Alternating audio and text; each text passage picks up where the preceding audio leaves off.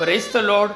கர்த்தரும் உலக இரட்சகரும் ஆகிய ஆண்டவராகிய இயேசு கிறிஸ்துவின் இனிதான நாமத்தினாலே உங்கள் யாவரையும் அன்போடு வாழ்த்துகிறேன். ஒரு புதிய நாளை தேவன் நம்முடைய வாழ்க்கையிலே கிருபையாய் கொடுத்திருக்கிறார். ஒவ்வொரு நாட்களையும் அவர் நமக்கு ஆசீர்வாதமாக கொடுத்து அவருடைய கிருபையினாலே நம்மை தாங்குகிற தேவனாகவும் நடத்துகிற தேவனாகவும் காணப்படுகிறார். நிச்சயமாய் இந்த நாளையும் அவர் நமக்கு ஆசீர்வாதமாய் மாற்றி கொடுப்பார். இந்த நாளுக்குரிய தேவனுடைய வார்த்தையை உங்களுக்காய் நான் வாசிக்கிறேன். எரேமியா 17ஆம் அதிகாரம் 14ஆம் வசனம். எரேமியா 17ஆம் அதிகாரம் 14ஆம் வசனம். கர்த்தாவே என்னை குணமாக்கும், அப்பொழுது குணமாவேன். எனக்கன்பான தேவ பிள்ளைகளே, இங்கே அருமையான ஒரு வார்த்தையை நாம் பார்க்கிறோம். கர்த்தாவே என்னை குணமாக்கும், அப்பொழுது குணமாவேன் என்பதாக. இந்த உலகத்தில் வாழ்கிற பல மனிதர்களுடைய வாழ்க்கையிலே வியாதிகள் காணப்படுகிறது, நோய்கள் காணப்படுகிறது. இன்னும் யார் எனக்கு இதிலிருந்து விடுதலையை கொடுக்க முடியும் என்று சொல்லி பலர் தவித்துக் கொண்டிருக்கிறார்கள். ஆம் பிரியமானவர்களே, நம்முடைய தேவனாகிய கர்த்தரோ நம்மை குணமாக்குகிற தேவனாய் இருக்கிறார். நோயிலிருந்து மாத்திரமல்ல, பல காரியங்களில் அகப்பட்டவர்களாய் நாம் இருப்போமே என்றாலும் அதிலே என் தேவன் நம்மை குணப்படுத்துகிறவராக காணப்படுவார். ஏனென்றால் வேதம் சொல்லுகிறது, அப்போஸ்தலர் நடவடிக்கைகள் 10ஆம் அதிகாரம் 38ஆம் வசனத்திலே நம்முடைய ஆண்டவராகிய இயேசு கிறிஸ்து எப்படிப்பட்டவர் என்று சொல்லி, ஆம் பிரியமானவர்களே, அவர் நன்மை செய்கிறவராகவும் பிசாசின் பிடியில் அகப்பட்ட யாவரையும் குணமாக்குகிறவராக காணப்பட்டார் என்பதாக. இந்த நாளிலே நம்முடைய வாழ்க்கையிலும் கூட நம்முடைய தேவன் குணமாக்குகிறவராக காணப்படுவார். உங்களுடைய வாழ்க்கையிலே குணமாக்க வேண்டிய காரியங்கள், விடுதலையாக்கப்பட வேண்டிய காரியங்கள் இருக்குமே என்றால் தேவனுடைய சமூகத்தில் வந்து அவரை நோக்கி பார்க்கும்போது நிச்சயமாய் விடுதலையை கொடுக்கிறவராக காணப்படுவார். இந்த காலவேளையிலே யாரையெல்லாம் என் தேவன் குணப்படுத்துகிறார் என்று சொல்லி ஒரு சில காரியங்களை சிந்திக்க போகிறோம். முதலாவதாக வேதம் சொல்லுகிறது, சங்கீதம் 103ஆம் அதிகாரம் 3ஆம் வசனம் முதல் 5ஆம் வசனம் வரை வாசிக்கும் போது, சங்கீதம் 103ஆம் அதிகாரம் 3ஆம் வசனத்திலே, அவர் உன் அக்கிரமங்களை எல்லாம் மன்னித்து உன் நோய்களை எல்லாம் குணமாக்கி உன் பிராணனை அழிவுக்கு விலக்கி மீட்டு உன்னை கிருபையினாலும் இரக்கங்களினாலும் முடிசூட்டி நன்மையினால் உன் வாயை திருப்தியாக்குகிறார். கழுகுக்கு சமானமாய் உன் வயது திரும்ப வாழ வயது போலாகிறது. இங்கே பார்க்கும்போது முதலாவதாக என் தேவன் நோயால் காணப்படுகிறவர்களை குணமாக்குகிறார். இந்த நாளிலே பலவிதமான நோய்கள், பெயர் தெரியாத அளவிற்கு, அது மாத்திரமல்ல மருந்து மாத்திரைகள் கண்டுபிடிக்க முடியாத நிலையிலே பலவிதமான நோய்கள் காணப்படுகிறது.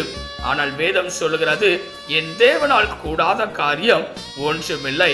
அவர் நம்மை குணமாக்குகிற தேவனாய் இருக்கிறார். இந்த காலவேளையிலே முதலாவதாக நோயால் அகப்பட்ட யாவரையும் என் தேவன் குணமாக்குகிறார். வேதத்திலே லூக்கா எழுதின சுவிசேஷம் 7ஆம் அதிகாரத்திலே 100க்கு அதிபதியை குறித்து நாம் பார்க்கிறோம்.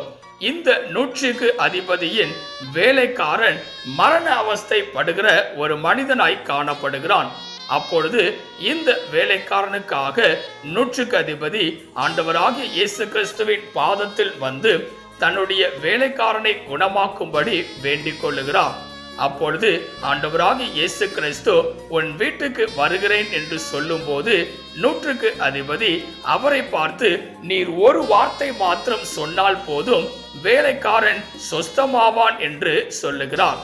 அப்பொழுது ஆண்டவராகிய இயேசு கிறிஸ்து இவருடைய விசுவாசத்தை கண்டு உன் விசுவாசத்தின்படி ஆக கடவது என்று சொல்லி அனுப்பிவிடுகிறார். அந்த நாளிகையிலே அவருடைய வேலைக்காரன் குணமானான். ஆம் பிரியமானவர்களே, என் தேவன் முதலாவது நோயினால் அவதிப்படுகிற, ஒருவேளை மரண அவஸ்தைப்படுகிறவளாய் காணப்பட்டாலும் என் தேவன் குணமாக்க முடியும். மருத்துவர்களால் கைவிடப்பட்ட நிலையிலே நோயால் வாடுகிறவர்களாய் இருந்தாலும் என் தேவனால் குணமாக்க முடியும். முதலாவதாக தேவனுடைய சமூகத்துக்கு நாம் வரும்போது நோயினால் அகப்பட்டவர்களை என் தேவன் குணமாக்குகிறார். இரண்டாவதாக யாரை என் தேவன் குணமாக்குகிறார் என்று சொல்லி பார்க்கும்போது வேதம் சொல்லுகிறது, சங்கீதம் 147 அதிகாரம் 3 வசனத்தை வாசிக்கும் போது, சங்கீதம் 147 அதிகாரம் 3 வசனத்திலே இருதயம் நொறுங்குண்டவர்களை குணமாக்குகிறார், அவர்களுடைய காயங்களை கட்டுகிறார். இங்கே பார்க்கும்போது இரண்டாவதாக இருதயம் நொறுங்குண்டவர்களை என் தேவன் குணமாக்குகிறார். இந்த நாளிலே இருதயத்திலே நொறுங்குண்டவர்கள் பல மனிதர்கள் இருக்கிறார்கள். ஒருவேளை தங்களோடு இருக்கிறவர்களாலே அல்லது சொந்த பந்தங்களினாலே, நண்பர்களினாலே, வேலையின்மையினாலே, இன்னும் பல காரியங்களின் நிமித்தமாக இருதயத்திலே நொறுங்குண்ட மனிதர்களாய் பலர் காணப்படுவார்கள். அவைகளில் இருந்தும் கூட என் தேவன் குணமாக்க வல்லமையுள்ளவராய் இருக்கிறார். இங்கே வேதம் சொல்லுகிறது, இருதயம் நொறுங்குண்டவர்களை என் தேவன் குணமாக்குகிறார். இன்னும் அநேக வேத வசனங்களை வாசிக்கும் போது இருதயம் நொறுங்குண்டவர்களுக்காக என் தேவன் வருகிறார். இருதயம் நொறுங்குண்டவர்களுக்காக என் தேவன் குணமாக்குகிறவராக காணப்படுகிறார். இரண்டாவதாக இந்த காலவேளையிலே உங்களுடைய வாழ்க்கையிலும் கூட இருதயம் நொறுக்கப்பட்டவர்களாய் நீங்கள் இருப்பீர்கள் என்றால், இருதயத்திலே சந்தோஷம் இல்லாதபடிக்கு, நிம்மதி இல்லாதபடிக்கு, விடுதலை இல்லாதபடிக்கு காணப்படுவீர்கள் என்றால் என் தேவன் உங்களுடைய இருதயத்திலே குணமாக்குகிறவராக காணப்படுவார். மூன்றாவதாக என் தேவன் யாரை குணமாக்குகிறார் என்று சொல்லி பார்க்கும்போது வேதத்திலே மார்க் எழுதின சுவிசேஷம் 5 அதிகாரம் 25 வசனம் முதல் வாசிக்கும் போது வேதத்திலே 12 வருஷமாய் பெரும்பாடுள்ள ஒரு ஸ்திரீயை குறித்து நாம் பார்க்கிறோம். இந்த பெண்மணி அழகான ஒரு சுகத்தை பெற்றுக்கொண்டதை அங்கே நாம் பார்க்க முடியும். மூன்றாவதாக நொந்து போய் காணப்படுகிற மனிதர்களுடைய வாழ்க்கையிலே என் தேவன் குணமாக்குகிறவராக காணப்படுவார். இங்கே 12 வருஷமாய் தன்னுடைய வாழ்க்கையிலே வியாதியாய் இருந்த இந்த மகளுடைய வாழ்க்கையில எல்லாவற்றையும் இழந்தவளாக நொந்து போனவளாய் காணப்படுகிறாள். அவளுடைய வார்த்தை இப்படியாய் இருக்கிறது, எல்லாவற்றையும் மருத்துவத்திற்கென்று செலவழித்து விட்டேன், ஆனால் சற்றையாகிலும் குணப்பட முடியாதபடி இருக்கிறேன் என்பதாக. ஆம் பிரியமானவர்களே, அந்த சூழ்நிலைகளிலே இந்த பெரும்பாலுள்ள ஸ்திரீயானவள் ஆண்டவராகிய இயேசு கிறிஸ்து வருகிறதை கேள்விப்பட்டு அவருடைய வஸ்திரத்தின் ஓரத்தை ஆகிலும் தொடுவேன் என்று சொல்லி அவர் கடந்து சென்று தொடுகிறாள். அப்பொழுது குணமாக்கப்பட்டவளாக திரும்புகிறாள். ஆம் பிரியமானவர்களே, இன்றைக்கு நம்முடைய வாழ்க்கையும் கூட எல்லாமே முடிந்தது என்று சொல்லி நொந்து போனவர்களாய் நாம் இருக்கலாம். ஆனால் தேவனோ நம்மை குணமாக்குகிறவராக காணப்படுகிறார். இந்த காலவேளையிலே இதை கேட்டுக்கொண்டிருக்கிற எனக்கன்பான தேவ பிள்ளைகளே, விடுதலை இல்லாமல் நீங்கள் காணப்படுகிறீர்களா? என் தேவன் குணமாக்குகிறவராக உங்களுடைய வாழ்க்கையிலே காணப்படுவார். யாரையெல்லாம் குணமாக்குகிறார் என்று சொல்லி 3 விதமான காரியங்களை இந்த நாளிலே நாம் சிந்தித்திருக்கிறோம். முதலாவதாக, நோயினால் அகப்பட்டவர்களை என் தேவன் குணமாக்குகிறார். இரண்டாவதாக, இருதயம் நொறுங்குண்டவர்களை என் தேவன் குணமாக்குகிறார். மூன்றாவதாக, நொந்து போனவர்களை என் தேவன் குணமாக்குகிறார். இந்த காலவெளியிலே உங்களுடைய வாழ்க்கையிலும் கூட அற்புத சுகம் வேண்டுமென்றால் தேவனுடைய கரத்திலே உங்களை அர்ப்பணிப்பது மிகவும் அவசியம். தேவனுடைய கரத்திலே உங்களை அர்ப்பணிப்பீர்களா? செபிக்கலாம்.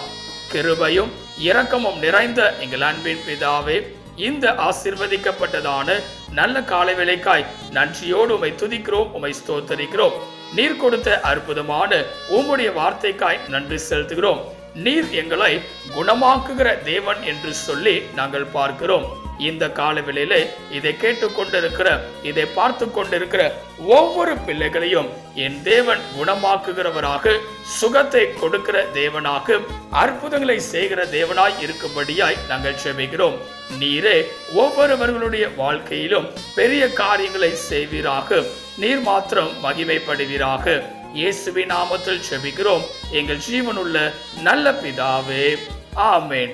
கர்த்தர் தாமே இந்த வார்த்தையின் மூலமாய் உங்களை ஆசீர்வதித்து தேவனுடைய சமூகத்திற்கு வந்து என்னை குணமாக்கும் என்று சொல்லி கேட்கும் போது உங்களுடைய வாழ்க்கையில அற்புதங்களை செய்கிற தேவனாய் அவர் காணப்படுவாராக.